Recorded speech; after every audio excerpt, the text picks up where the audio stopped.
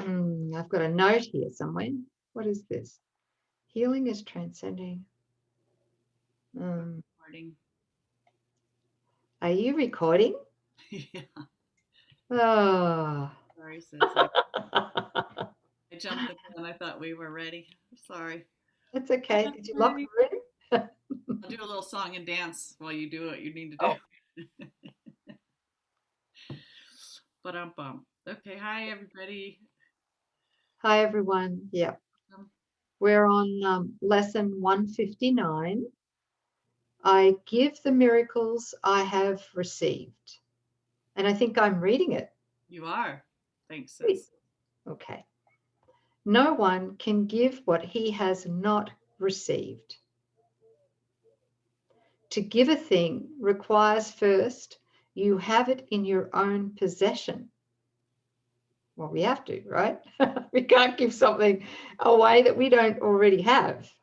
Here, the laws of heaven and the world agree. But here they also separate. The world believes that to possess a thing, it must be kept, right? Yes. And chained and locked away. Yeah. Salvation teaches otherwise. To give is how to recognize you have received. It is the proof that what you have is yours. In other words, we can't know what we have until we give it away. Very different than what the ego tells us. Yeah. No, there's something else here that's just a quick download that I just got. Yeah, There's yeah, this, yeah. when we have things, we don't really know that they're ours because there's still fear involved. There's a limitation. Someone might take it. I have a limited amount of. I can't let these go, right? Because how would I replenish it? There's fear around it. It might be in my possession, but I don't recognize it that it's really mine. And the only way that what I possess drops into a knowing state that it's mine and it's safe and it's secure is when I give it away. So that I recognize in my sharing and giving it away that that's real. There's that felt state. That's the difference in the last lesson when we talked about the difference between experience and Christ vision. So the experience is, oh, I have lots, but I'm hoarding it and I'm afraid of losing it. I'm not even enjoying it. I don't know that I really have it. But when I share it with someone and experience the feeling state, then I know at a felt level that it's already what I am. It's not something that a thing that I possess, but it's already included in me. That feeling state transcends the thinking mind and it gives us that recollection. I am the kingdom of heaven. And so I can give an outpouring liberally, abundantly, bless my brothers, and all it will ever do is increase in myself. Wow. Thanks, Beautifully guys. said. Thank you. And while you were speaking, Mm. funny how this happens, isn't I it? love it. I love it. I love it. Well, I haven't put the pieces together of this because I'm just hearing it now. Mm-hmm. Is personal gain when we try to acquire something, particularly special relationships, Mm-hmm. when we try to acquire for personal gain, Mm-hmm. it comes from fear. So there must be loss associated with it. No wonder we cannot, we can't seem to transcend that fear of losing what we've gained because of the motive behind it, which is to keep it exclusive and not inclusive. This is big. That's really big. And there's something else here too, right? Mm-hmm. So I might need some help in unpacking this, is that healing, true healing, is transcending self-interest, Oh, right? Which yes. is the ego's need for personal gain. We must receive the healing first, which is the undoing of personal gain, which is the undoing of fear, right? In order to give it. Otherwise, when we're trying to help somebody else, Mhm. otherwise we're giving fear and not giving healing. Right. That makes sense? Yeah, totally, sis. So if Really? I am Oh, that's great. if I am mythical me, I am a state of lack and I'm a getting machine. So I'm going to get what I need out there where the numbers are limited. And I'm going to get the love that I need from one brother, one special brother, right? I'm taking from my brother what I think that I need. And health, I am in lack, I lack health, and so I'm going to be seeking it, somewhere else. Or if somebody asks me for help, I don't have it to give because I believe that I'm in lack. Mm, You can't overcome that while you're seeking, this external to get. mm. But it's in that recognition that you have it because you are it. And from that abundant place, then you can extend Give it. something of value. But this whole thing about specialness, right? Mm. Yeah. Some special love in one person to make love a privatized thing to fill up this gap within. And yet to come to that realization, we are love. That's what we are. And that's what we were created to extend so that we have it infinitely to extend. Anyway, I'm really jazzed on what you just shared. I'm feeling it more than I can say it, but I think it just applies across the board. That starting point. Am I mythical me? Then I'm lacking. If I am the Christ, I am the fullness of God, the presence of God. And there's nothing that I can desire that won't be given to me to share. Yeah. Yeah. Thank you. Yeah, no, thank you. Okay. Wow. Maybe, yeah, I don't know if to introduce this here now, which is a reminder, or whether we should just keep reading. Okay, I think we just keep reading. Okay. So, so I'm on the second paragraph, right? Yes. Okay. You understand that you are healed when you give healing. I'm going to say that again. You understand that you are healed when you give healing. You accept forgiveness as accomplished in yourself when you forgive. You recognize your brother as yourself, and thus do you perceive that you are whole. There is no miracle you cannot give, for all are given you. All of them. Wow. Receive them now by opening the storehouse of your mind where they are laid and giving them away. There it is. The What I'm store hearing, go on, sis, what were you going to say? the storehouse of our mind. Everything is in mind. It's not out in the bank account. It's not in your job. It's not in your relationships. Or in your body as a pleasure drive. That's right. The kingdom of heaven is within, he said. There it is. By opening the storehouse of your mind where everything is laid and giving it away. And as you give it, you know that it is yours. I'm sorry. Go ahead, sis. Yeah, no, it's good. This is great. Yeah. What's coming in here now Mm-hmm. is, again, communication is the key and I mean capital C communication. The only communication Mm-hmm. is the love of God that we are with each other and God, right? Right. Holy Spirit. Now that communication is broken whenever we go into fear and believing that we need to get for personal gain or, exclusive relationships, all of this kind of thing. So actually, while the ego says, no, this is communication, we're actually breaking communication because we're entrenched in fear, and fear breaks communication. So would Just you say that whenever we're using a relationship to get, no true communication is taking place? exactly. And no true healing is taking place. So how the means by which we restore communication, Mhm. holy communication again, which is health. Yes. True communication is health, even in the body, because remember, the body's in the mind and ideas leave not their source. So true communication is restored via love. And Capital the L. capital L, the highest, I guess, way of restoring that communication, which is the love, is through forgiveness. Yes. That restores communication. Forgiveness restores communication, and therefore forgiveness restores health. It restores everything that we might appear to need here in the dream while we're here. Sis, don't you have a blog on this? I do.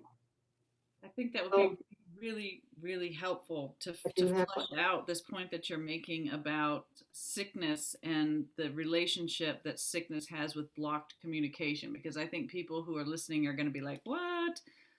Yeah, Um, it's huge. It's called, I've forgotten what it's called. all sickness is. Again, what's it called? Well, I Oh, think I it's know. all sickness is blocked communication. Yeah, and it's not just sickness as we know it in the body. It's scarcity, deprivation, conflict, all of this. It's all sickness. Yeah. So all of it is block communication. So there is a blog, and what we're going to do is we're going to place the link to the audio of that blog right there at the top of the description box here on the YouTube channel for this lesson. So we do encourage you to actually listen to that blog. Very, very helpful. Can we just flesh a little bit of it out here real quick about if what we are is the love of God, Mhm. and our whole point of being is to express love. Love requires relationship. Love by its nature has to be expressed. Oh, it has to be extended, sis. Otherwise, it can't be received. Yeah. That's right. Yeah. So we are to receive that loving impulse from the creator God in our mind and to extend or express. Yeah. And so this idea of, well, I'm mythical me is really, again, the way that we shunt off that love. We make the body the end instead of the means as a communication device. We shunt off that love and we try to hoard it and keep it here, and we don't extend it. We become fearful of our brothers through the world, through the dream of separation. And so what happens is these impulses literally get backed up. It's just like a drain that has been clogged, and it's not in its function anymore, and it's not being given the freedom and consent to move with what it was tailored to do. And that's what makes the body ill or inharmonious or imbalanced or whatever, right? Yeah. Like I just got it then. All heart attacks come from this. Oh gosh, yes. Yes. So and all thoughts, really it's not just about a physical body. It's when the thoughts of love are interrupted by thoughts of the ego, which are what? Fear, guilt, hatred, envy, jealousy, competition, all judgment, right? All opinions, Selfish. all of it, everything, A to Z within the ego thought system. Our mind contracts as soon as we feel fear. What happens to the love? The love's coming through and we feel fear. That's how we say no to the love that we are. And that's how we try to, live out this mythical me who's always afraid and feeling guilty and calling in self attack. So it's about our thoughts that need to be looked at. And those unhealthy thoughts are what gets projected out onto the body, making the body ill. So Mhm. that's how we can say all sickness is the failure to allow true communication to occur. Beautifully explained. Thank you. Thanks, sis. Yeah, it's a big, Yeah. we need to see the connection. Yep. Yep. Okay. Thank you. Oh, what a lesson. Some of these lessons are total depth charges, aren't they? Yeah. Whew, boy, the ripple effect that comes from them is just incredible. Now, I'm on paragraph number 3. 3. Christ's vision is a miracle. It comes from far beyond itself, for it reflects eternal love and the rebirth of love, which never dies, but has been kept obscure. Christ's vision pictures heaven, for it sees a world so like to heaven that what God created perfect can be mirrored there. So it gets reflected here. That's right. In the dream. Mm-hmm. The darkened glass, the egos, the darkened glass the world presents can show but twisted images in broken parts. The real world pictures heaven's innocence. Christ's vision is the miracle in which all miracles are born. It is their source. This is so important. It is their source, remaining with each miracle you give, and yet remaining yours, right? Yes. Yeah. It is the bond by which the giver and receiver are united in extension here on earth, as they are one in heaven. That's that holy instant, isn't it? Yes, it is. Yeah. Christ Christ beholds no sin in anyone, and in his sight the sinless are as one. Their holiness was given by his Father and himself. Christ's vision is the bridge between the worlds. He's speaking about between the ego dream and the real world dream. Mm-hmm. The real world is a dream as well, but it's the final dream we have before we return home to heaven. Yeah. So Christ's vision is the bridge between the worlds. And I would add to that too, is that part of the attaining of Christ's vision or the remembrance of Christ's vision, part of that involves holy relating, holy relationships. Okay, because the bridge to the real world is Christ's vision, and Christ's vision is returned to us fully through holy relationship. Yes, because Which that's is, the whole point of the yeah, holy relationship. Every relationship without the Christ in it is the ego relating, and that is attack and separation. But the whole point behind the holy relationship is that I'm going to forsake the world that we made. I'm going to go within and ask and receive from Christ, our true identity, what the truth is, so that I can extend it to my brother, right? And that's what unites us. It's like I received it, I extend it, my brother's blessed by it, and I am blessed by it. And because in the effect of that joining, we're both blessed and we realize the oneness, the unity. and it's in that we realize there was no separation. Right. Right. Yeah. What seemed so terrifying before falls away to the Yep, nothingness that it always was. absolutely. And because it's holographic, it Mm-hmm. heals every area of our life. Yes. Yeah. Oh, that's why I thank all of you for life, capital L. Me too. Yes. Thank you. Okay. Um, Christ's vision is the bridge between the worlds, and in its power, can you safely trust to carry you from this world into one made holy by forgiveness? Things which seem quite solid here are merely shadows there, transparent, faintly seen, at times forgot, and never able to obscure the light that shines beyond them. Holiness has been restored to vision, and the blind can see. I will just speak from experience here, is that I am experiencing this quite often, this feeling. I'm not saying I'm there yet fully, but that doesn't matter. I don't care. The thing is that I'm noticing particularly just recently that the body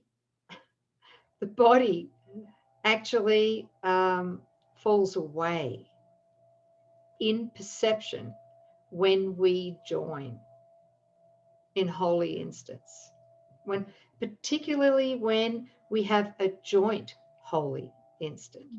Like you, sis, and I have had many. My partner Daniel, we have had the most amazing joint holy instance as well in holy relationship. And the body literally falls away. I mean, it becomes transparent. And so it's giving us a little taste, a small taste of what the experience is in the real world dream, where everything that seems so solid and so fearful here is merely transparent there. Because the love, that's what we're seeing. We're seeing the love. It restores communication.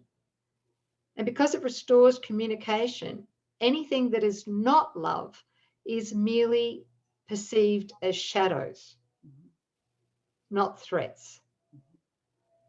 Imagine how great that is. Thank you, sis, for sharing your experience with that. Yeah. To see the light beyond it. That's seeing beyond appearances to the light beyond. Yeah. Yeah. Yeah.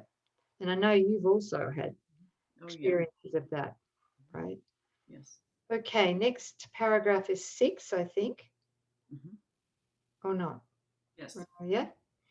This is the Holy Spirit's single gift, the treasure house, to which you can appeal with perfect certainty. I love that, perfect certainty. For all the things that can contribute to your happiness, all are laid here already. All can be received but for the asking. Here the door is never locked, and no one is denied his least request or his most urgent need. There is no sickness. I'll say that again. There is no sickness not already healed. He means that literally, by the way. This is not metaphor.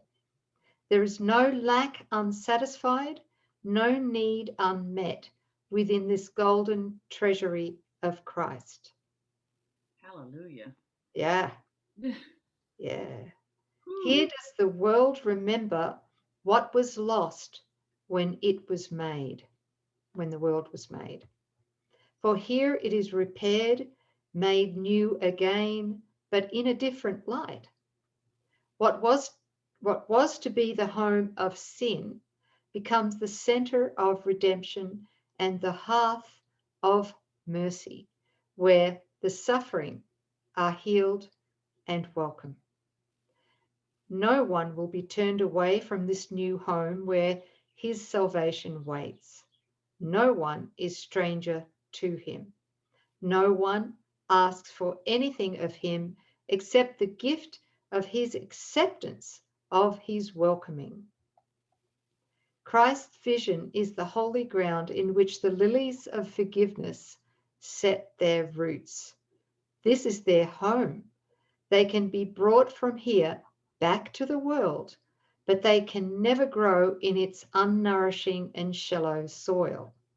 They need the light and warmth and kindly care Christ's charity provides. They need the love with which he looks on them. And they become his messengers who give as they've received. Take from his storehouse that its treasures may increase. His lilies of forgiveness, do not leave their home when they are carried back into the world. Their roots remain. Oh, I just got the chills then. Love that. Yeah. They do not leave their source, but carry its beneficence with them and turn the world into a garden like the one they came from and to which they go again with added fragrance. I could smell it now. Yeah. Now are they twice blessed. The messages they brought from Christ have been delivered and returned to them, and they return them gladly unto him. Behold the store of miracles set out for you to give. Are you not worth the gift when God appointed it be given you? Judge not God's Son, but follow in the way he has established. Christ has dreamed the dream of a forgiven world. It is his gift, whereby a sweet transition can be made from death to life, from hopelessness to hope. Let us an instant dream with him. His dream awakens us to truth. His vision gives the means for a return to our unlost and everlasting sanctity in God. Wow, what a lesson. I give the miracles I have received.